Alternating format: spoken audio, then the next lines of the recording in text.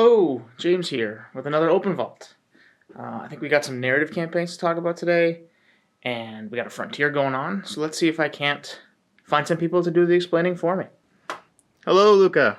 Hello, everybody. Hello, James. Are you guys ready for another mind dump? This is my guest, Greg. You've seen Greg before in videos. He's been here again. For 40K, he plays demons, and now he's recently swapped Age of Sigmar. Well, you played 3rd edition, right? Age of Sigmar? Yeah. I played a little bit of 3rd, but I just actually have a painted army as of 2 or 3 weeks ago. Yes, he wanted to get it ready specifically for November upcoming. There's an event nearby he's playing at. Yep. Is it nearby? Or are you yeah, it's Du Bois GT in Rochester, New York. It is Rochester, yeah. Yep. Well, Du Bois I'm well aware of. Yeah. I've heard a lot about Du Bois. Yeah, we're playing Age of Sigmar today. Actually, this is a treat because I haven't been able to play Age of Sigmar of late. The edition had come out. It was all hands on deck, recorded Spearhead content, all the tournament content, and then we did, match play games here and there, showcasing as much armies as we could. However, other things for other games was coming out, and my attention got focused on them, and then we had several narrative campaigns. I haven't had the pleasure of playing a Sigmar game in the last, month and a half, so I'm a little out of practice, but I'm eager to play the game. Why am I playing Fire Slayers? Well, I don't think we've had Fire Slayers on the channel for 4th edition yet, so I'm just putting them on the board. And I always like to see how armies change from edition to edition, so it's an easy opportunity to get that done as well. But yeah, Fire Slayers against a very unique Troll Horde list. So anyone watching and anyone who plays Sigmar knows that, Trolls are pretty strong right now. But I haven't seen 6 Dankhold Troggoths and 2 Trog bosses and Trug. It's just 9 monsters. It's just 9 monsters, the list. Well, there's also, technically, this guy over here. I'll put him back there in a second, but this is the rabble-rouser. So this is a little git unit who just kind of picks one of the trolls. In this case, in the game here, picks one of the trolls, and was that neener, you can't catch me? Nana, can't catch me. Is the name of the rule. So he antagonizes a troll he can see across the board, and then the troll's like, ugh.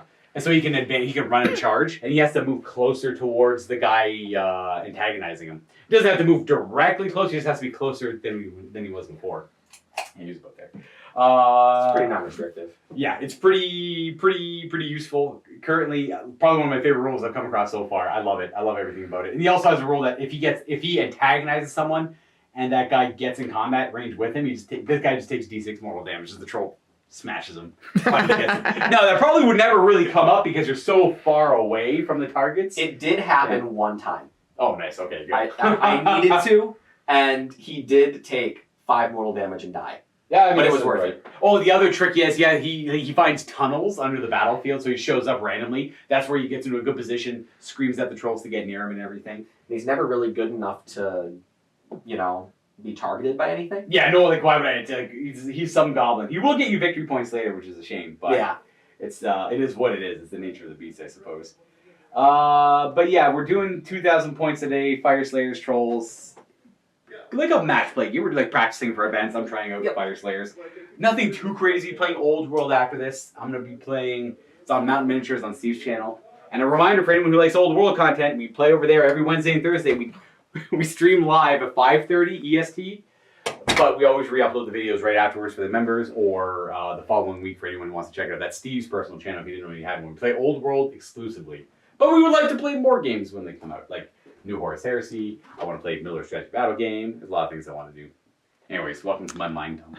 Yeah. Speaking of Middle-earth, Little Birdie told me there's 2 new campaigns, or narrative campaigns you guys are going to be working on? 2 campaigns planned. So, very different. One is just the War in Rohan. Me and Mark, a friend who comes by about once a year, from Lancaster, I'm mispronouncing it, it's like Lancaster or something. I don't know how it's said. But he comes up, we play Lord of the Rings all the time. But today we decided, or this week, he's actually coming by next week, we organized it. We're going to play a War in Rohan campaign right out of the book. Currently collecting all the models, Tall Paul, who you might have seen on the videos before, literally saved my life because I'm having, there's a shipment issue with some of the models that he said, don't worry, dog, I got you. I'll give you mine, and you just trade me the unpainted ones. And I'm like, I'm in. We're done. So Paul saved the campaign. Kind of. We were going to use proxies, but now we have the authentic effect, which is good. I think there might be a character or 2 that's proxy, but they're so obscure, I don't think anyone's going to know. Hopefully. And if they do, I apologize. I tried. And then the next campaign, the War in Rohan is simply you start off where Rohan is being harassed by the Dun Landings and the forces from Isengard. And it plays all the way until the end of Helm's Deep. And then I think there is a mission where you play the Ents attacking Isengard. I can't quite remember the ending of it. But you pretty much play them all. And each mission kind of affects the next one. Like, say a character lives that was narratively supposed to die, they might actually show up in the next mission and actually affect that mission as well. Or maybe characters that were supposed to be in later missions, unfortunately meta-demised earlier in the campaign, might not be there to be a hero later on.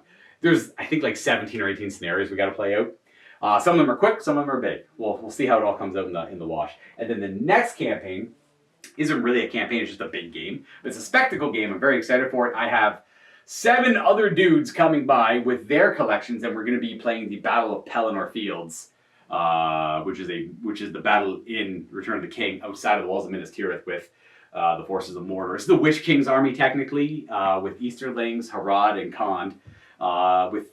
In the movie, it was 20 Mumaks in the horizon, but the scenario only plays with 3, which is a lot of Mumaks to have on a Middle-earth strategy battle game board. But it's huge. We have like all the book characters are going to be there. So the ones that weren't in the movie, like Prince Imrahil, Angbor the Fearless. You have all the great company there. You got Eladan and Elrond here you have literally every bad character on that field. I just wanted to swear a lot. I just couldn't. I'm excited for it.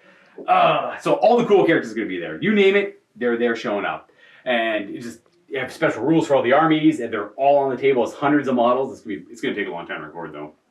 And that will be coming out sometime in November, because we're not recording that until November, because that's the time that works out for everyone.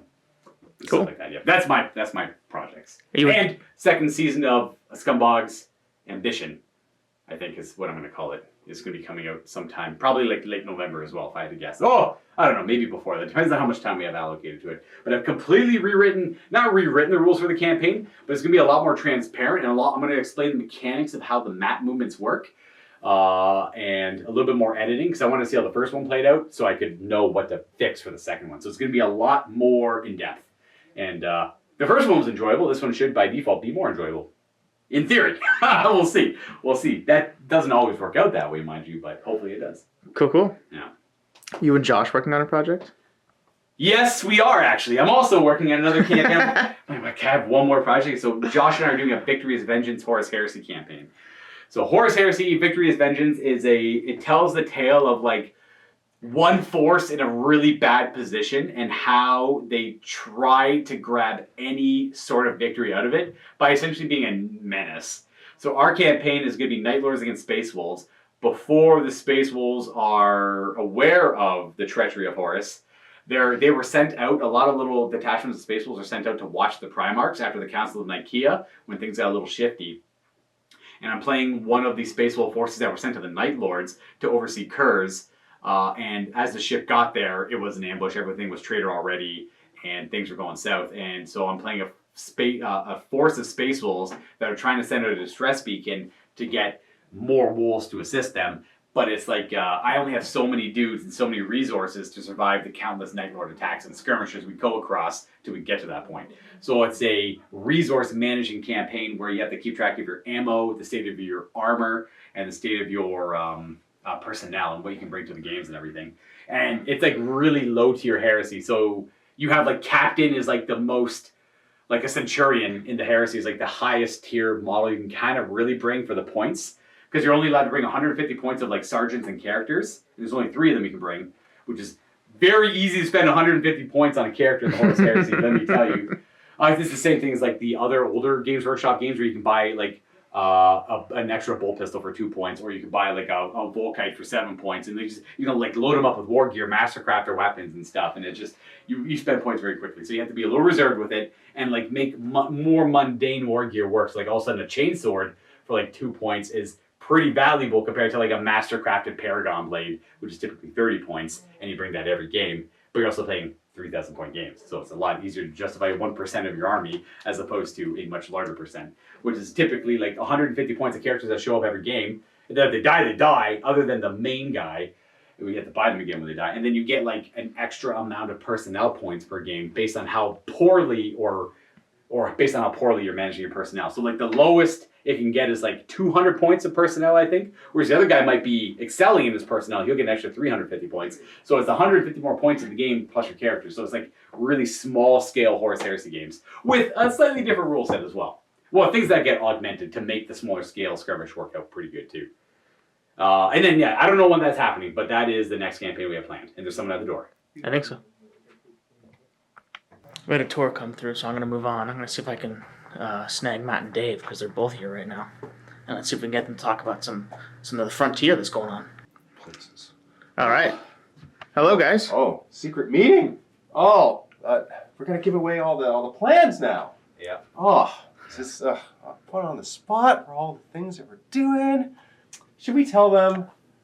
I don't know. Are we ready? Are we ready? Well, you can talk a little bit about it. We're still figuring it out. We're still in the middle of figuring it out. What do you think, Ted? Should we I think you want to give the people what they want.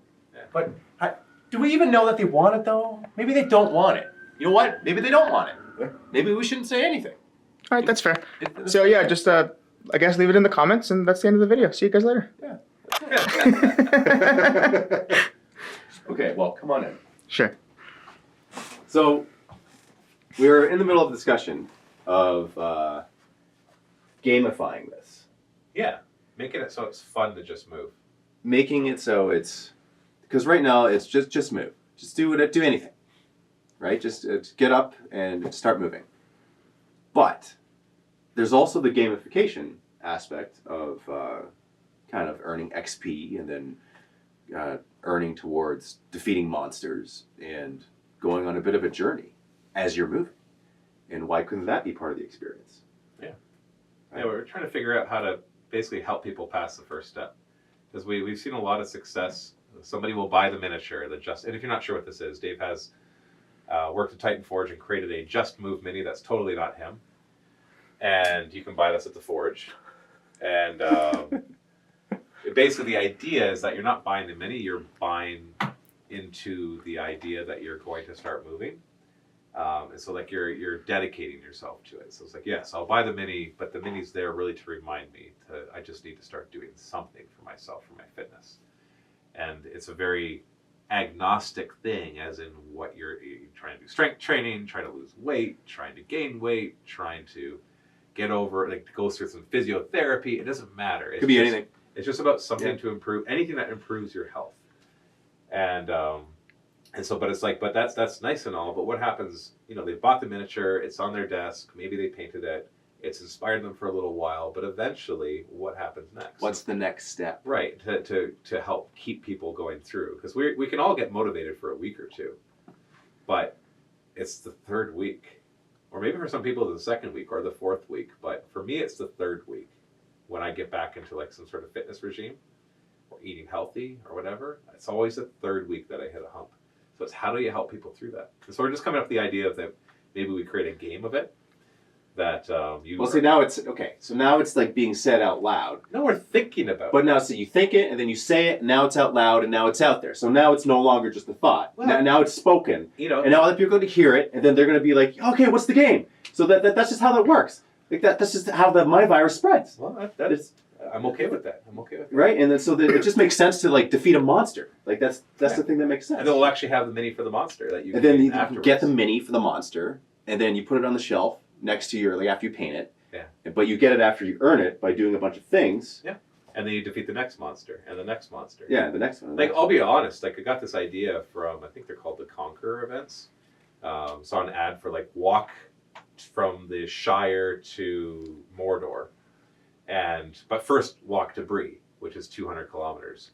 And so you walk, run, sprint, swim, bike. They don't care how you do that, as long as you do that. So you buy into the program, and once you finish that, they send you a medal. And then you can do the next leg, and the next leg, and the next leg. And the idea is to gamify it, right? Is to, you're not walking to the Shire or to Bree, but you feel like you are. You can kind of buy into that, and you're so. I don't want to use the word desperate, but that's how I felt. So I'll speak for myself, not you. But you're so desperate for something to motivate you that you're like, you know what? I'll buy into that because I just want something to work. And then it does. assuming you take the next steps, because that's always on you, of course. And then it has things that unlock along the way to kind of keep you motivated as you move along. And then once you defeat that one, you can get the next one, and the next one, the next one. And then you can do the Harry Potter one or climb Mount Everest or whatever. So it's the same kind of concept where it's like just motivating wargamers to improve their fitness, to improve their health, sorry. And so just kind of taking the concept, because Dave likes things loosey-goosey, and I like things very systematic. Yeah, you're the exact opposite. Right, exactly. I like tracking things in order to see progress. Whereas you hated tracking things. There's no tracking. And that stops you from making progress. Yes, actually. And so what if the program was a happy medium where it's not this nitty-gritty tracking, but it's just, you just press a button saying, I'll move for 10 minutes, it doesn't matter what I do.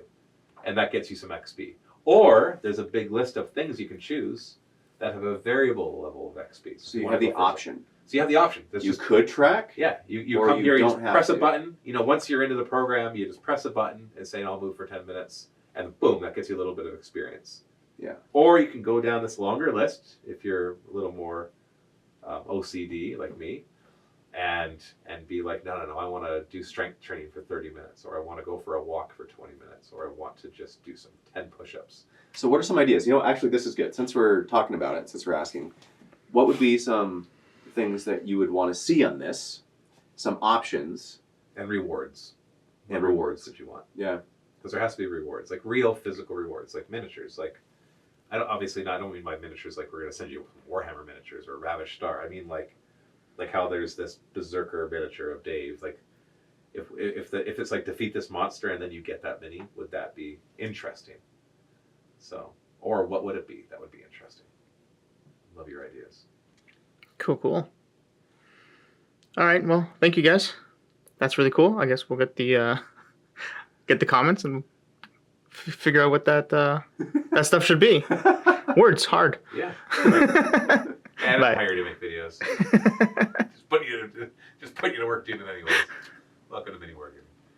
And we got Ted. Hey Ted, how's it going? Good. How are you? Good. Good. What have you been up to lately? This week I've been making reels. It's not AI, contrary to popular opinion. I've been making reels for the new Steel Specters launch campaign. So yeah, I filmed a bunch of B-roll down in our very nice B-roll room. Got some 4K footage, changing the aspect ratio so it matches up on Instagram and YouTube for shorts and things like that. Yeah, because it's fun, fast way to get information out to people about who these, pirates are. Because, they're swashbuckling space pirates. How can you not like them? Of course, With robots. So yeah, going through the lore docs that we have, marrying that up with some image and trying to make it interesting. And yeah, so hope everybody likes it, but that's pretty much what I've been up to the last few days. Awesome. Yeah, that's about it. All right, man, thanks. Cheers. That felt a little chaotic. I feel like I've been all over the place. But like Ted mentioned, we've got a Frontier going on. That's a My Mini Factory STL Kickstarter, basically, for the Steel Specters, which is the 4th Ravaged Star faction. They're compatible in one-page rules as well. They're very cool. They're like space pirates, which default makes them the coolest faction in Ravaged Star. They got some really cool rules. If you're not part of the sort of Ravaged Star Discord, we've been kind of working on some rules in there, and they've got some really cool stuff going on there. So I would highly recommend taking a look at it and getting yourself some Steel Specters. They're pretty sweet. Yeah, so that's pretty much the end of the video.